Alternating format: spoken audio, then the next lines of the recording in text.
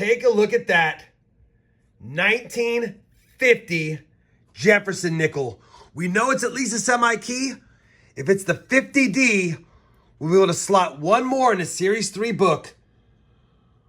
Is it the 50 Denver?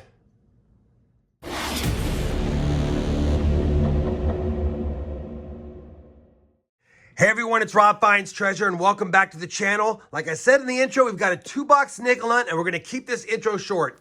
We just need 2 more nickels to close out the Series 3 albums, and then through the first 17 boxes, we're only needing 10 more nickels for the Series 4. So hopefully with these 2 boxes, we can get something for the books. But obviously, when I'm hunting nickel boxes, I definitely want to find some silver nickels, maybe a buffalo nickel, fingers crossed for a V nickel, or any of the better dates listed on my mats, or even some varieties. Now, I already took a peek through the holes in the bottom of both of these boxes, and it's definitely circulated nickels. I'll tell you right now, based off of first glance, this one looks better and more promising than that one. That's why I've got it first. Let's go ahead and crack it on open so we can get right on with the hunt, see if we have any fancy enders facing us. We do not have any fancy enders, and it doesn't look as good on this side as it did the bottom side, but as you know, it matters what's on the inside. All right, let me get the hunt started. As soon as I find in box number 1, I'll bring it back in. We're on roll number 7 of box 1, and we finally have our first find. I was getting a little worried, not even a 50s, but I already saw the date. We have a pretty corroded 1946. And it looks like there's something at the mint mark area. Let's take a quick peek. I don't know if there was a mint mark there. It looks like there could have been an S or a D at some point, but it looks like it could also just be damaged from being heated up or whatever's going on with this coin. I'm going to say it's just the 1946 Philly for now. 1946 Philly to kick us off on this nickel hunt. Very next roll, roll number 8. We've got another find from the 40s, this time a 1948. That's a 48 Philadelphia. We're on roll number 9, and I think we have some silver. I just laid out the roll, and I saw something green in the middle. And as you can see, there's that green edge. That's usually a silver nickel. We'll just double check it really quick. And we do have one. There's a nice Philadelphia or P mint mark above the Monticello building. Which year is it? This is going to be the last year's silver nickel, 1945 Philly. Our first silver of the box, and I'll tell you, this box started off slow, but the last 3 rolls, we've got finds. 3 finds on the board, 1 silver already, only 9 rolls in. Roll number 30, our first Jefferson nickel from 1941. That's also from Philly, and that gives us a handful in the 40s and a handful in the 50s. Nothing older just yet. Roll number 36. We have another find from the 40s, and this time a last year one from the 40s with actually pretty good detail. It's a pretty nice 1949. It'd be nice if it was a San Francisco, but it's just going to be a Philadelphia. Either way, that's a really nice 49 Philly. Kind of a common date, but it might be an upgrader for one of the books. We only have 14 rolls left to box number 1. Hopefully, they're a good 14. Roll 37, almost an ender, but second from the end is another 1941 Philadelphia. Roll number 38. Yet another 1941 Jefferson nickel.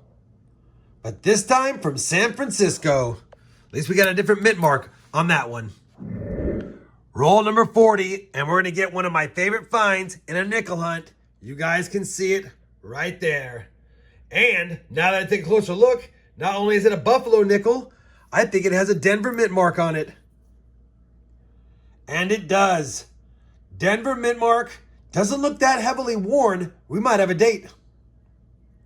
And we do. Second to the end, 1937 Denver, 38 Denver is the last year. But we'll definitely take a 37D, and obviously we'll check the legs, but I see all 4 legs of the buffalo. There's a nice, rare 37D 3-legged buffalo nickel, which I do own. 37D buffalo nickel and a 45P silver nickel. We've got 2/3 the trifecta going, and we still got 10 rolls left to box number 1. Well, we finished box number 1 of the 2-box hunt. Kind of a light box, only 16 finds on the board, but one's a 37D buffalo nickel, and one is a 45P silver wartime nickel. On top of that, we got a couple of nicer Jefferson nickels, a 1968 S here, as well as a 1960 Philly. And then the best of the other nickel dates, probably going to be the nice 1949 Philly we found. And then we did find a decent 1952 Denver. And too bad it is damaged, but otherwise pretty good detailed 1952 San Francisco, slightly better mintage as well. All right, 16 finds on the board, 1 box down, 1 box to go. Let's crack it open and see if it looks as bad on the top as it did looking through the holes in the bottom with a bunch of newer Jefferson type nickel designs. If I can open it, holy cow. All right, there we go. You know what? Ironically, this one looks better on the top than it does the bottom, and the other one looked better on the bottom than it did the top. We'll have to see if we get more than 16 finds in box number 2 and see if we can get some silver and maybe some more buffaloes. All right, I'll be back with my first find of box number 2. Roll 15 of box 2, roll 65 of the hunt, and take a look at what we have peeking out at us right here. Take a look at that. 1950 Jefferson nickel. We know it's at least a semi-key. If it's the 50D, we'll be able to slot one more in a Series 3 book. Is it the 50 Denver? And it's not. I don't think it is. I think that's just damage. That's just damage. 1950 Philly. Not a Denver. We'll still take it. We'll add it to the board. That's one semi-key date Jefferson nickel found. And maybe the other one from that year, the 50D, could still be in the box. Let's find out. Roll number 86. Box has been pretty light on the 40s find, so I figured I'd bring you in. I already checked the back of this. That's why I'm filming a 50s. But it's a better date, 1958 Philadelphia. Obviously a lower mintage and actually in decent shape. Not sure it'd be an upgrader, but it could be. Either way, it's a nicer find on the board. Running out of rolls, running out of time. 14 rolls left. Roll number 94, the hunt's going to give me another silver wartime nickel, and I didn't even notice it by the edge because there's been a lot of discolored coins throughout these rolls, and when I saw it by the edge, it just looked like a damaged coin. But sure enough, as I was spilling out the roll and hunting through them, I could see the mint mark above the Monticello, and it is a Denver. And hopefully it's a 43D because we like finding those. They're harder to find, but we'll take anything that can add a nickel to the collection made out of silver. Denver minted, what year is it? And it's going to be a 1944 Denver. We'll definitely take that. 2 silvers and a buffalo and a 1950P. Only 6 rolls left now. Well, unfortunately, that's going to be it for box number 2. Only 10 finds in box number 2. 26 on the board. So kind of a tough 2-box hunt as far as quantity with only 26 finds. But we do have something to talk about. The best finds of the 2 boxes are going to be that 1960 Philly and that 1968 San Francisco as far as just nicer, older Jefferson nickels. Some slightly better dates up here. We do have a 1949 Philly, not so much a better date, but just a nicer looking coin.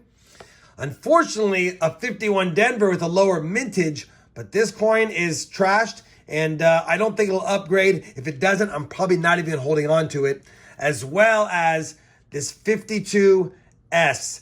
I might see if I can clean this, to be honest, because it's already damaged. If I can get it to look nicer, maybe it'll upgrade, but if not, I'll probably just send it back as well, despite its lower mintage.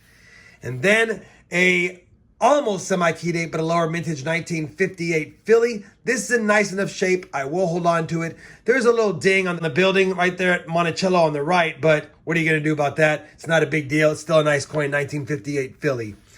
And then we also had almost a 50 Denver, always messing with me, but it's just a Philadelphia.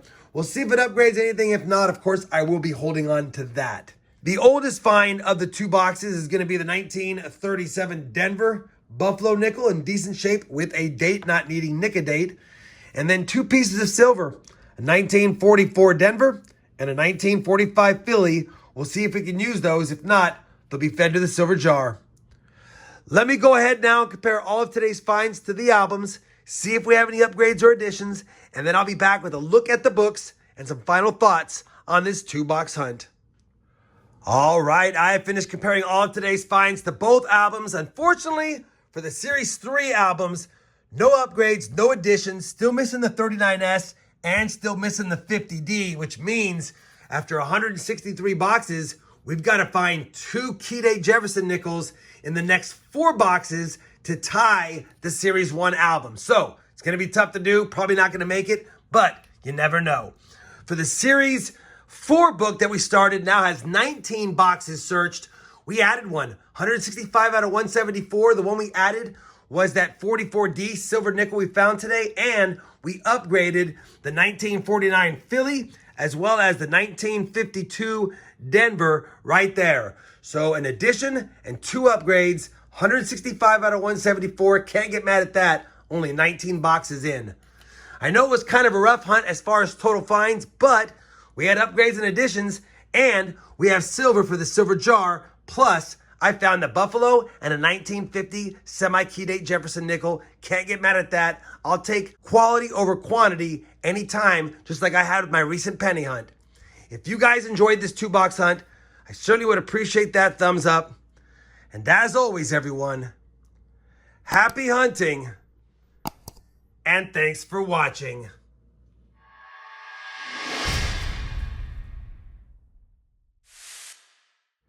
Don't worry, fella. I didn't forget your silver snack.